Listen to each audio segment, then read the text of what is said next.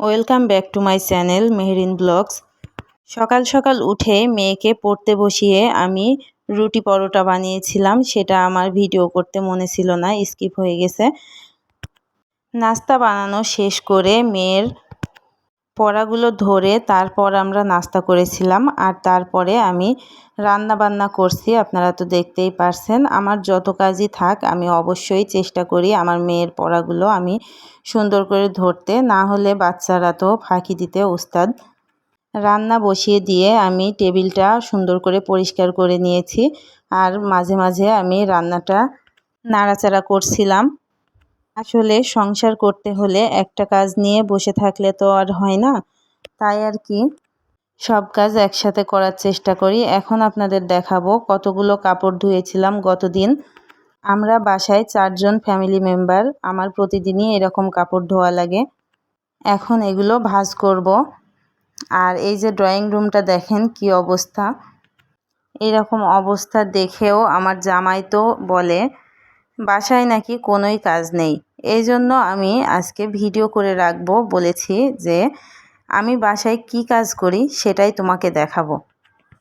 এদিকে আমার মেয়ের রুমে এসে তো দেখি আমার মেয়ে পেন্টিং করছে।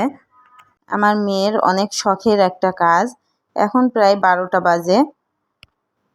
এদিকে আমার ছেলে আমাকে কাজে হেল্প করছে। দেখেন আমার ছেলে কতটা সুন্দর করে ওর আপুর বিছানা গুছিয়ে দিয়েছে।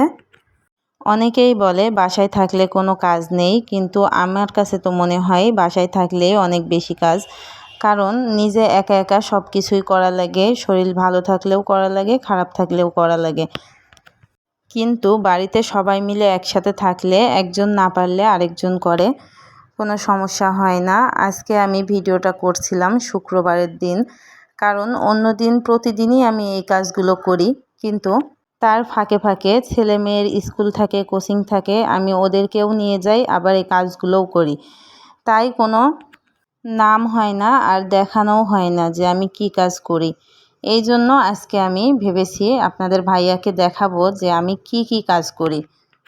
আপনাদের কারোর কি শোনা লাগে যে বাসায় কি কাজ করো? বাসায় তো কোনো কাজই নাই।